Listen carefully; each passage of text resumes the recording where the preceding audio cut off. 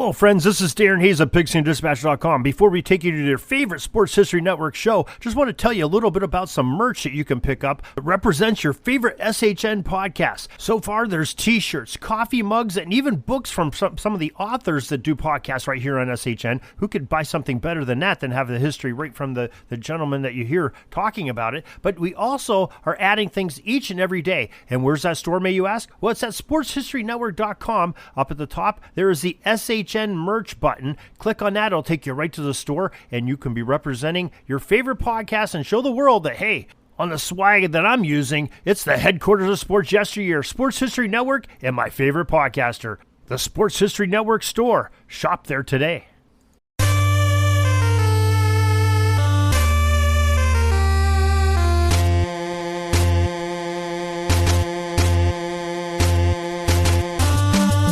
It's time for Lombardi Memories. So to take you back in time, in January, February, to the greatest one they expect to in all of sports. This is the podcast that looks at each and every one of the 50-plus Super Bowls and tells the story of who won and why. For the fan who needs more than just a box score, this podcast goes drive by drive, play by play through the most dramatic games in history. I'm your host, Tommy A. Phillips, and you can visit my website at TommyAPhillips.com where you can find all of my books. You may wonder, do I read this from a script? Well, yeah, I am not talented enough at recording podcasts that I can go off script very well, but I am going off script at the moment. Anyway, today we have Super Bowl 46. Held on February 5th, 2012 at Lucas Oil Stadium in Indianapolis between the 5-time NFC champion New York Giants and the 7-time AFC champion New England Patriots. As always, we have a pop quiz and then homework at the end of the episode. The pop quiz question for today is, what Super Bowl was the last one to have a safety scored in it before this one? The answer will come at the end of the podcast. You could not have possibly picked two more different teams to reach the Super Bowl. From the AFC, you had the mighty New England Patriots. They started out the season 5-1, then suffered 2 straight losses, including one to the Giants. They rebounded to win their next 8 games in a row to end the regular season.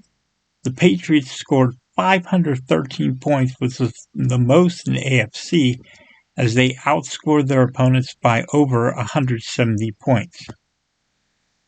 Quarterback Tom Brady had a fantastic season, throwing for 5,235 yards and 39 touchdowns, but getting beaten out for the MVP award by Aaron Rodgers.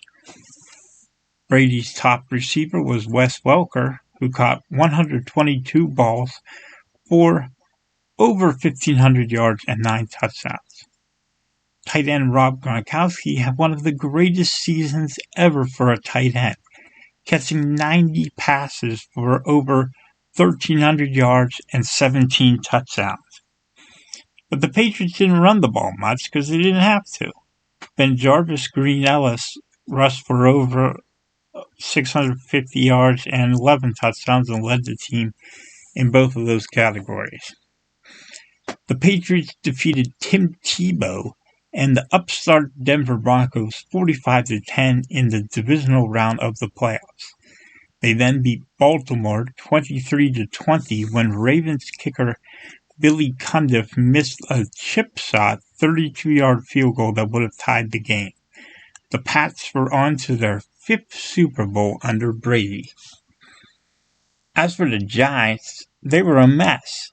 They started out 6-2, including a win over Arizona, which they only got because the officials ruled that receiver Victor Cruz had given himself up before an apparent fumble.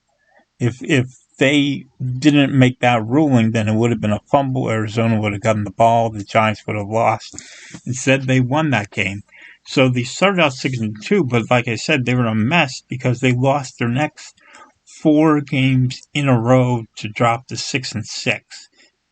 So Now they needed a hot finish to the season to make the playoffs, and they rebounded with 3 wins in their final 4 games, including a 29-14 win over the Jets, in which Cruz caught a 99-yard touchdown pass. They snuck into the playoffs as NFC East champions by defeating Dallas 31-14 to get in at 9-7. The Giants actually gave up more points than they scored. Nevertheless, they became the third 9-7 team to reach the Super Bowl when they went on a tear in the playoffs. The Giants beat Atlanta 24-2 in the wildcard round, upset the Packers 37-20 in the divisional round, and escaped San Francisco with a 20-17 overtime win in the NFC Championship game. It marked New York's 5th NFC crown. Quarterback Eli Manning threw for over 5,000 yards. He threw for nearly 5,000 yards. But he had 29 touchdowns and 16 interceptions. His top 2 receivers were Cruz and Hakeem Nicks, who combined for over 150 catches and 16 touchdowns. Cruz led the team with over 1,500 receiving yards. Nicks had nearly 1,200. The Giants were not a good rushing team. Running back Ahmad Bradshaw led the team with just 659 yards and 9 touchdowns.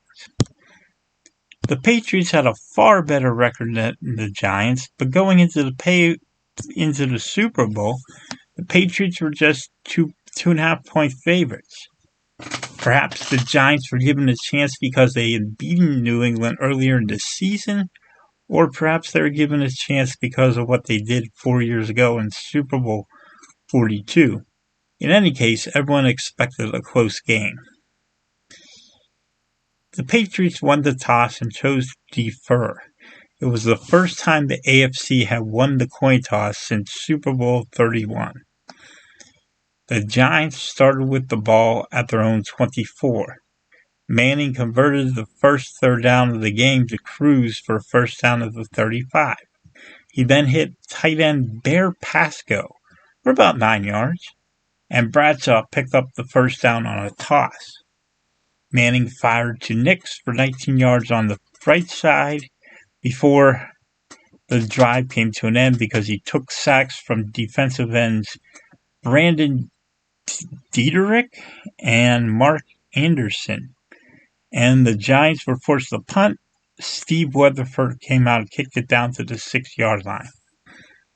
On the Patriots' first play of the game, Brady went back to pass, and he backed up into his own end zone, pressured by defensive end Justin Tuck. Brady launched the ball downfield to no one, and referee John Perry correctly called it intentional grounding. Because Brady was still in the pocket, he didn't throw it near any receiver, and he was under pressure. So the Giants took the 2 points, got the ball back. Manning threw a pass to fullback Henry Hynoski, who broke a tackle for a 13-yard pickup. Bradshaw then ripped off a 24-yard run off the left side. Manning went back to Pascal and hit him for a first down at the 18. Nicks hauled one in at the 11, and then the Patriots got called for 12 men on the field on the next play to give New York another first down. 2 plays later, Manning threw a 2-yard touchdown pass to Cruz, and the Giants took a 9-0 lead. The Patriots were now down 9-0 before even running their second play from scrimmage. They turned things around in the second quarter, however. Green Ellis caught a screen and got to the 35. Then Brady hit receiver Deion Branch for first down. Welker called in 2 passes for 19 yards and 11 yards, putting the Patriots in field goal range. Giants defensive end Jason Pierre-Paul knocked down a third down pass but the Patriots got on the board early in the second quarter thanks to a 29-yard Stephen Gostkowski field goal to make it 9-3. The beginning of the second quarter hit somewhat of a lull as both teams punted on their next possession, and the Giants punted a second time in the quarter down to the 4-yard line. Now, the Patriots started this drive with a false start, backing them up at their own 2.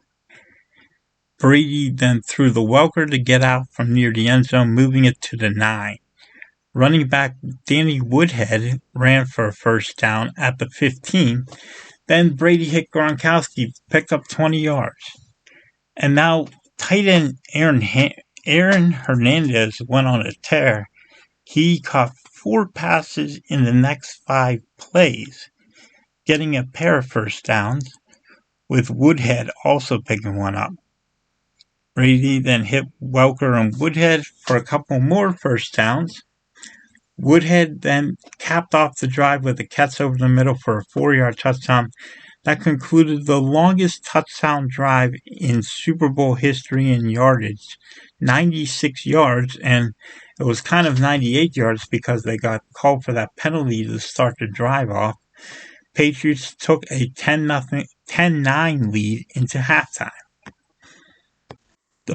The Pats started the second half with the ball. Brady threw to receiver Chad Ochocinco for a first down and then to Green Ellis for 8 more yards. Green Ellis then ran for a first down, and Brady completed a pass to Welker, and that marked his 14th consecutive completion, setting a new Super Bowl record. Woodhead ran for about 9 yards, and Green Ellis picked up the next first down. 2 plays later, Brady went over the middle to Hernandez for a 12-yard touchdown. Patriots now went up 17-9. The Giants responded, starting with receiver Gerald Jernigan, returning the ensuing kickoff out to the 35. Manning completed a third down pass to Nix for a first down, and he hit Pascal for another 8 yards.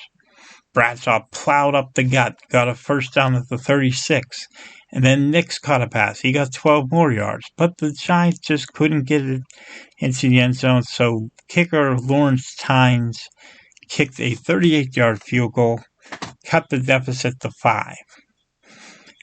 Tuck came up with a sack for the Giants to force a 3-and-out, and the Giants got great field position with the ball in the New England 48. Manning threw to Nix on second down, and he fumbled, but Heinowski recovered it at the 34 for a first down. Running back Brandon Jacobs ripped off a 7-yard run, and then Pascal caught one for a first down at the 12. But again, the Giants couldn't punch it in, so they got a 33-yard Tynes field goal, ending the third quarter down by 2 points. Starting out the fourth quarter, Green Ellis ran for a first down to the 43, but Brady launched a deep ball that got intercepted by linebacker Chase Blackburn. He made the play on a deep ball, and even as a linebacker, made that interception. The Giants took over at their own 8. Bradshaw fumbled on his next carry, but a fellow Giant fell on the ball second time that happened. Manning then converted a third down with a pass to Nix, but the Giants had to use up a timeout. Cruz caught one for another first down, and receiver Mario Manningham hauled one in for 12 more yards. But a couple more plays later, head coach Tom Coughlin's crew called their second timeout, and now the Giants were down to just 1. That became big when the Giants were forced to punt. The Patriots now had the chance to run out the clock. Brady threw a pair of passes to Woodhead, picking up first downs on gains of 19 and 11 yards. Hernandez caught one for a first down, and the Patriots moved into the Giants' territory with about 4 minutes to go, just about. And Brady then went long for Welker. He was wide open, but he dropped it. The first down there would have likely puts the clock down to the 2-minute warning and giving the Patriots an opportunity to kick a field goal. Instead, they had the punt, and the Giants got the ball back at their own 12. On the first play of the new drive, Manning launched one down the sideline, and Manningham somehow called the pass in with both feet in bounds for a 38-yard gain to midfield. Patriots head coach Bill Belichick lost a challenge and a timeout by reviewing the play, but he pretty much had to throw the challenge flag at that point. Manning followed with 2 more passes to Manningham and 1 to Nix to get the Giants down to the 18 at the 2-minute warning. Bradshaw ran for 7 yards, and the Giants began to bleed the clock. Manning hit Nix for a first down, but he couldn't stop from going out of bounds. That stopped the clock at 1 minute and 9 seconds. Patriots called a timeout after a Bradshaw run, leaving just 1:04 to go. Giants had a chance now to run down the clock and kick a field goal to leave Brady practically no time on the clock. So Belichick told his team not to make a tackle on the next play. But when Bradshaw took the carry, he couldn't help himself. He ran down to the goal line, tried to stop there, but he couldn't, and he scored a reluctant touchdown with 57 seconds left. 2-point run by DJ Ware came up short, and the Giants now had a 21-17 lead, but Brady was getting the ball back. Brady needed to go 80 yards in less than a minute to win the Super Bowl. His first 2 passes were dropped by Branson Hernandez, and Tuck sacked him on 3rd down. Patriots called timeout with 39 seconds left, facing 4th and 16. Looked like the game was over, but Brady somehow converted with a pass to Branch for first down at the 33 with 32 seconds to go. Hernandez caught one for another first down to New England 44, and Brady spiked it with 19 seconds left. On the next play, the Giants had 12 men on the field. Brady tried launching to Hernandez deep, but the pass fell incomplete, and now only 9 seconds remain. After an incompletion to Branch, Brady tried the Hail Mary.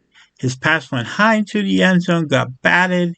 Gronkowski, who had been fighting an injury sustained earlier in the game, he was right there. He had a chance, but he was just a little short on his dive. He couldn't get to it, and the ball carried him to the ground, just out of reach. The Giants have won Super Bowl 46, 21-17. Manning was named Super Bowl MVP for throwing for 296 yards and a touchdown. That makes sense, but if I were to give out an award, I'd have to give it to Justin Tuck. He had 2 sacks, and he caused the intentional grounding call on Brady that gave the Giants 2 points. That safety was the first since Super Bowl 25, when the Bills' Bruce Smith sacked the Giants' Jeff Hostetler in the end zone. Super Bowl 25, that is the answer to today's pop quiz question. The best player on the losing team was Brady. He threw for 276 yards and 2 touchdowns while getting picked off once. He put his team into position to win, but the defense just couldn't hold that late lead. As for a player who was anything but valuable, I have to give that to Ocho Cinco. The big-name pickup caught only 1 pass for 21 yards. I realized he wasn't on the field much, but there was a reason he wasn't on the field. Belichick clearly felt that he shouldn't be out there, making his acquisition kind of pointless. The best player you don't remember? Tight end Bear Pascal. He caught 4 passes for 33 yards and made his catches in big spots. He ended up carving out a 7-year career out of it, including his first 5 years with the Giants. The biggest play of this game, of course, you remember it, is Manningham's 38-yard catch down the sideline on the Giants' final drive to help set up the game-winning touchdown where he barely got both feet in bounds. Manning to Manningham became a catchphrase after this game. But the biggest play you don't remember, that would be Brady's incompletion on a deep ball to Hernandez on a play where New York had 12 men on the field. Had that pass been completed deep downfield and Hernandez tackled in bounds, the clock would have stayed stopped because of the penalty, which would have been declined. Even though New York committed a penalty on the play, it worked out for them since they got the incompletion and 10 seconds ticked off the clock. The NFL implemented a rule change because of this, that now 12 men on the field is immediately flagged and the play is shut down if the snap is imminent, as it was in this case. This week's homework is Out of the Blue, the Giants' shocking super season by the New York Daily News. A bookstore near my house had this book on sale for a ridiculously low price because it was going out of business. Had I thought of it, I should have just bought all the copies and sent them out to any listeners. Sadly, I didn't think of that at the time, but you can probably find this book for pretty cheap online regardless. Out of the Blue is the name of the book. The Giants won their 4th Super Bowl and 8th NFL championship overall, putting them into 3rd place all time when it comes to league championships. Only the Packers with 13 and the Bears with 9 have more. That is the true championship count, not the post-1967 count of only Super Bowls that gets used by most people. Giants are truly one of the greatest franchises in NFL history. Next time, we will black out in the middle of a Super Bowl. It's one of the craziest Super Bowls of all time, Super Bowl 47, which includes a big day by the Ravens' Joe Flacco, a kickoff return for a touchdown, a thrilling comeback, a no call on a tightly covered play, an intentional safety, a free kick on the game's final play, and of course the stadium losing power halfway through all of that. Get your popcorn ready for Super Bowl 47, hopefully coming in a couple of weeks, as long as I'm able to do so. Until next time, this is Tommy A. Phillips. You can visit my website at tommyaphillips.com. You can find all my books, including The Orange Bowl, A Complete History, my newest book. Till then, so long.